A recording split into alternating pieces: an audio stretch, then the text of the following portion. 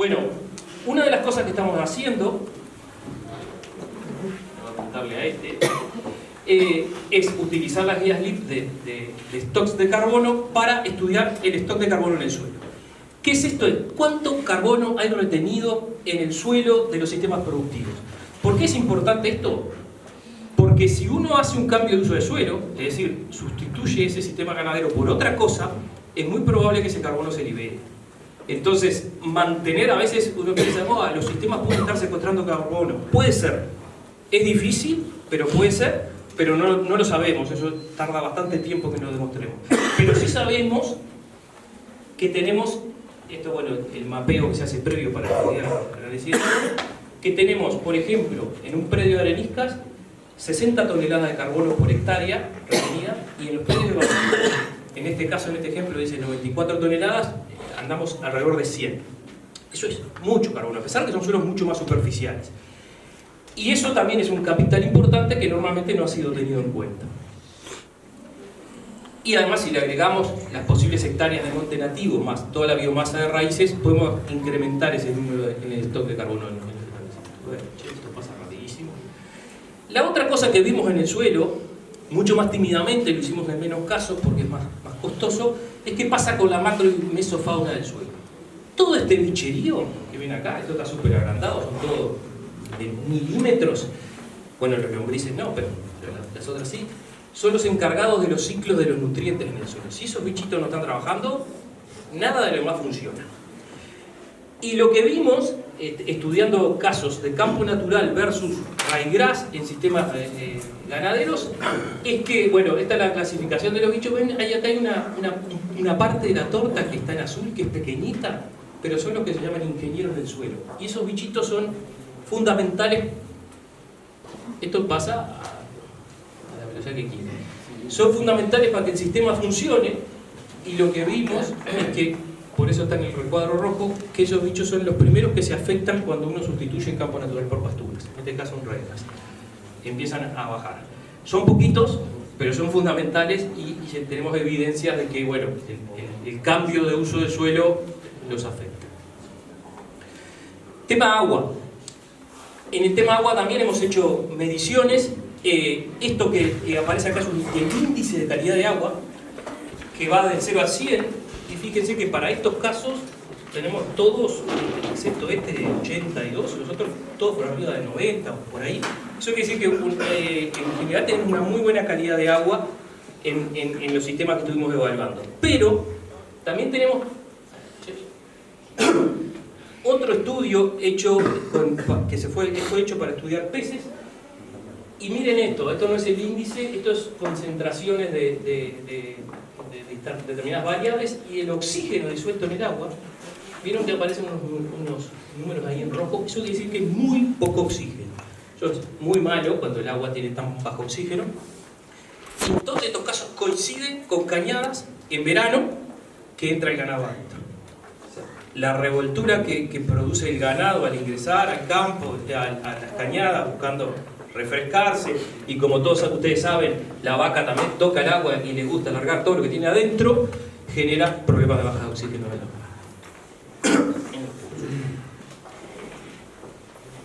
Y por último les voy a mostrar algunas cosas que hicimos en biodiversidad. Les voy a pasar algunas cosas rápido, simplemente para que sepan que hemos hecho, pero en algunas me voy a parar más a contarle la interpretación de eso. También acá hay una guía LEED para el estudio de la biodiversidad. En este caso nosotros también hicimos una validación a nivel de campo en establecimientos ganaderos de Uruguay, con 22 indicadores ambientales de biodiversidad. Y lo que hacemos es mapeos ecosistémicos, es decir, para cada uno de los establecimientos se mapea todas las distintos tipos de vegetación y comunidades que existen. Aplicamos el índice de integridad ecosistémica, que hoy en la presentación anterior lo mostraban como uno de los indicadores que han usado en el FPTA, que básicamente es un indicador que nos mide a nivel de potrero y de todo el establecimiento cómo está esto, y disculpen que no muestro mucho acá, pero va de 0 a 5, 5 es el mejor estado posible, y lo van a ver en colores verdes, y en la medida que se acerca a los naranjas, amarillos, es que bueno, la cosa ahí está peorcita. Pero uno lo puede ver para todo el establecimiento y para cada uno de los potreros. Las comunidades de herbáceas, es decir, el estado de campo natural, las comunidades, hemos estudiado otro bicherío menudo, pero por arriba del nivel del suelo, en este caso las arañas, que son muy buenos indicadores porque son predadores tope dentro del bicherío menudo, digamos. Peces en las cañadas, mamíferos, esto es bastante menos porque es medio costoso, pero también se han hecho estudios en sistemas ganaderos. Y con lo que hemos dedicado un poco más de esfuerzo, sabemos un poco más, es con el tema de aves. Y el tema de aves tiene esa ventaja que como sabemos un poco más, también podemos interpretarlo un poco mejor. Entonces seguimos estudiando más este grupo porque es el que entendemos un poquito mejor.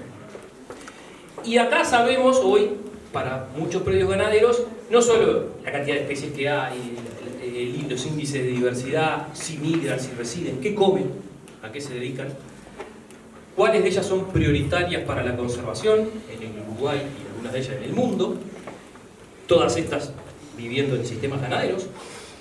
Estos son los lugares que ahora está desactualizado, hay más puntitos que son lugares donde hemos hecho estos estudios, y con la tesis de doctorado de Joaquín Aldave, esto es en la zona de Aiguá, Velázquez, Rocha, vieron cada uno de estos puntitos ahí es un predio que se estudió. Gracias a esa tesis hoy sabemos, hasta tenemos cálculos de probabilidad. Podemos saber, por ejemplo, qué probabilidad hay que se dé todas estas especies según la altura del pasto. Según la presencia de matas espitosas, por ejemplo, ¿vieron el campo que estuvimos hoy en la primera parada? Bueno, y en la segunda también, que tenía bastantes matas de paja mansa. Sé que en la cabeza de algunos estaban pensando en subirse a la chirquera. Yo le voy a mostrar desde el otro lado del alambrado. Esta es la probabilidad de ocurrencia. Esta línea separa el 0, y el 80% de las especies hay más probabilidad de que ocurran cuando hay matas en el campo. Y solo un pequeño porcentaje, que es un 15% más o menos, se favorecen cuando no hay. Esto es lo mismo para el tipo de pastura. 80% de las especies favorecidas por campo natural, solo un 20% de las especies favorecidas por pasturas. Y después, la presencia de árboles. Tenemos grupos de especies que son favorecidas por la presencia de árboles y otro grupo de especies que la desfavorecen la presencia de árboles. Tenemos una influencia para ambos lados. Y esto hoy también lo podemos asociar con la productividad. Esto es una curva de producción de carne, de productores y criadores de Rocha, donde previo al proyecto venían en estos niveles, se estableció un proyecto ahí de coinnovación, pasaron a este nivel de producción por arriba de los 120 kilos. Eso está atado directamente a tener más pasto, a trabajar con más pasto. Pasaron de un promedio de 4 o 6 centímetros de altura a 8 a 12, y yo, mirándolo desde el otro punto de vista, veo que en estas condiciones estaban estas especies prioritarias para la conservación. Cuando pasamos a trabajar acá, además de estar están estas otras. Eso significa ganar. Ahí se mejoró el sistema productivo y mejoramos ambientalmente, por lo menos visto desde el punto de vista de la biodiversidad, también el sistema. Ahora, ¿cuál es el valor de esta biodiversidad? ¿Conocen esto? El Shenka. ¿Saben cómo funciona, no?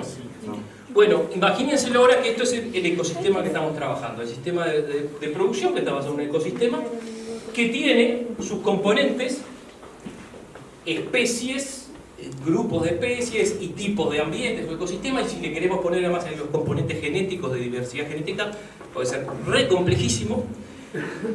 Y eso está así armadito y perfecto cuando tiene todos sus componentes. El problema es cuando nosotros le empezamos a sacar cosas. Porque lo que hacemos normalmente es simplificarlos y alterarlos. Y le empezamos a sacar cosas hasta que en una se nos cae todo. Pero lo que tiene que quedar claro es que no se cayó todo porque yo saqué esta. Porque si no, lo que vamos a decir, decime qué especies son las que me dicen que la cosa está bien o está mal. No funciona así. No es que esta, como bien decía Jimeno hoy que estábamos en la parada, dijo, cachir la uña corta, estaba atento a la jugada. No es esa especie la que generó el colapso, es todo lo que sacamos antes que se detonó con el sacada de servicio. Entonces, la complejidad de los ecosistemas es eso, la complejidad de los sistemas productivos tiene que mantenerse para mantener la estabilidad y la Entonces, teniendo en cuenta eso, ¿cuál es la vía de la valorización económica y social de la biodiversidad o del ambiente en estos sistemas? Hoy por hoy, aunque no lo sepamos todo, no tengamos claro, el 40% de la economía mundial está basada en la biodiversidad o depende de la biodiversidad. Si apunto para allá no anda.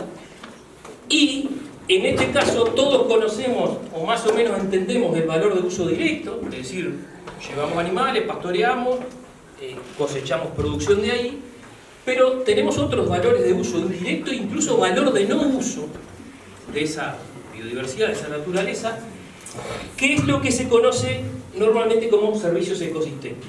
Y acá ya no estamos hablando solo de la gente que está viviendo en el campo y por supuesto obteniendo sus ingresos del campo, sino todo el resto de nosotros. Todos dependemos de eso. No importa si vivo en Pocitos, si vivo en Santana del Libramento o si vivo en La Hilera. Todos dependemos de los servicios ecosistémicos y esos servicios ecosistémicos dependen de esa integridad de esos ecosistemas. Entonces, para que el bienestar humano se dé, necesitamos esos servicios y necesitamos la funcionalidad de esos ecosistemas. ¿Qué pasa con eso? Que para que eso ocurra, depende del contexto que estemos, en qué países vivamos y las regiones del mundo, para que eso ocurra, normalmente todo eso se transforma en políticas. Y esas políticas pueden ser de dos tipos. Pueden ser de regulación. En Uruguay tenemos, por ejemplo, áreas protegidas, pero nunca van a llegar a cubrir las necesidades de conservación, porque son muy poquitas y chiquititas. No tenemos reservas legales, como por ejemplo sí tiene Brasil, una muy buena estrategia de conservación, pero ya ahí estamos regulando el uso. Y otras medidas de regulación, como puede ser, hoy tenemos la ley de conservación de suelo en Uruguay, tenemos muy pobres regulaciones de agua y biodiversidad. Y la otra tipo de política son los incentivos. En Uruguay, por ejemplo, no existe pago por servicios ecosistémicos, pero en muchos países del mundo sí. Por eso, porque hay otro grupo de la sociedad que se beneficia de determinado estado del ambiente y por lo tanto existe el pago por servicios ecosistémicos. Aquí en algún momento tendremos que tratar de transitar hacia ahí, hoy no existe. Y exoneraciones tributarias. Esto sí existe en Uruguay hoy, por ejemplo, para el monte nativo. El nativo registrado se puede exonerar de la contribución. Y ahora está la otra parte de la valorización, la que hacen los propios productores. Y le puse entre signos de interrogación ahí, ¿ocurre? ¿Realmente existe una valorización de los productores de eso que está pasando? Y la respuesta no la sé, pero la intuición me dice que depende. Algunos más, otros menos. Seguro que todo eso que les mostré hace que funcione el sistema. O sea, los ciclos biogeoquímicos de los nutrientes, eso todos entendemos que los pastos para crecer necesitan nutrientes y si los pastos no crecen no tenemos para darle comer al ganado. Ahora, todos esos ciclos, el fósforo, el nitrógeno, el agua, el carbono, todos los que quieran dependen de la biodiversidad de esos sistemas. Y la biodiversidad de esos sistemas también es el principal detonante, el principal regulador de algo que se llama resiliencia ecológica, que se simboliza así como un resorte porque es ¿qué posibilidad tiene un sistema productivo de después que pasa un desastre, por ejemplo una sequía de 2 años como tuvimos hace poco, tenga la capacidad de recuperarse? Eso es resiliencia. Y ese desastre puede ser cualquier cosa, puede ser una sequía, puede ser un exceso de agua tenido ahora, o puede ser cualquier otra cosa, una cosa que hagamos nosotros. Y eso sí está estudiado en todas partes del mundo y en todo el mundo funciona igual, que a más biodiversidad, mayor resiliencia. No existen sistemas resilientes simplificados, digamos. O al revés, los sistemas muy simplificados son poco resilientes y poco estables. Y por último, valorización en mercados. Existen muchas estrategias de la valorización en los mercados funcionando hoy en Uruguay, no solo en el mundo, sino también en Uruguay. Yo solo les voy a contar algunas de las que estamos más cerca a nosotros, que es el caso de la valorización de las lanas superfinas a través justamente de los atributos ambientales de los sistemas. Esto se dio en un piloto, en un intercambio bastante largo, de más de 2 años, en el cual el centro nuestro era el proyecto Rumiar, el gran proyecto ovino que tenía INIA, y después para ese piloto también con un apoyo financiero de dos proyectos con fondos europeos, y la interacción con empresas locales, como en el caso de Lana Trinidad y Chargers, que es una empresa que se dedica a la venta exterior de productos textiles, la participación de Textile Exchange, organización que es la creadora de RWS, principal certificación en el mundo para las lanas, y Quantis, que es una empresa de certificación con sede en Estados Unidos y ramales en todas partes del mundo, y Gucci, que en este caso era el detonante, era el demandante, el que estaba demandando esto y generó toda esta movida. Lo que sucedió con toda esta movida de intercambio de todos estos actores es, si esto se queda quieto, lo veremos, algo que quizás ustedes se enteraron, porque fue en su momento bastante mediático. Uruguay exportó lanas a Gucci, apareció ahí en todos los diarios, una de las productoras del plan piloto tuvo un premio en la moda mundial por la producción sostenible, pero eso fue la punta del iceberg. Hoy están todas esas empresas detrás del pionero ese que fue Gucci, el demandante de esto, también pidiendo lo mismo, productos derivados de los mismos sistemas. Entonces, en este caso existe un ejemplo claro y concreto de valorización ambiental en mercados, en este caso de las lanas superfinas, y eso dio paso a la creación o la propuesta que está sosteniendo esta diferenciación en el mercado, es esta propuesta de ganadería regenerativa, que tiene una base conceptual, que no me voy a parar ahora porque no nos da el tiempo, y una línea de base ambiental que incorpora los indicadores en los que veníamos hablando, incorpora todo lo que sabemos de tecnología de manejo, sobre todo fue enfocada en el campo natural y procesos complementarios, y todo lo que sabemos de la interacción. Hoy mostraban el trabajo con Predio Foco a través de los procesos de coinnovación, de facilitar la incorporación de medidas en los establecimientos urbanos. Y esto, bueno, por supuesto, basados en soluciones basadas en la naturaleza, que es un concepto hoy que toma Naciones Unidas. Y esa ganadería regenerativa que proponemos tiene esta línea de base, que es el análisis de ciclo de vida para emisiones, el índice de integridad ecosistémica, el stock de carbono en suelo, la biodiversidad silvestre asociada, en este caso a través de poblaciones de aves, y el nivel genético productivo, que como les dije, no lo podemos hacer para todas las especies y todas las razas, pero sí en el caso de merino y esperemos producto génico. Ahora bien, cuando nosotros empezamos a trabajar esto, había casi nada en el mundo de lo que es ganadería regenerativa, algo más de agricultura regenerativa. En 2-3 años eso cambió y hay hoy sellos y certificaciones y de todo que dicen ser ganadería. Todas cosas distintas, todas proponen cosas distintas. Entonces, por primera vez en la historia estamos ante un proceso donde el que vamos a certificar y decir que hacemos y demostrar que hacemos, lo estamos generando nosotros y no estamos importando el esquema de certificación de afuera, que es lo que nos ha pasado toda la vida. Después que nos aprietan, tenemos que certificar tal cosa que nos están pidiendo. Entonces, para eso, y termino ya, la estrategia que estamos llevando adelante es un proyecto central en línea, que en este momento está aprobado con modificaciones, es decir, tenemos que hacerle algunas modificaciones para ponerlo a rodar. Todo esto es el equipo interno de INIA, son unos cuantos, de muchas disciplinas y con muchos enfoques diferentes. También participación de instituciones y empresas de fuera de INIA en el proceso. Y complementario a esto, tenemos 2 proyectos más cooperativos. Uno con Chargers Lana Trinidad, financiado por el BID, para escalar el proyecto piloto, que fueron unos 15 predios a 110 predios más. Y otro proyecto con Marfrig, aquí apuntando a la carne bovina, que va a incorporar 16 productores en un piloto de ganadería regenerativa para el tema de carne.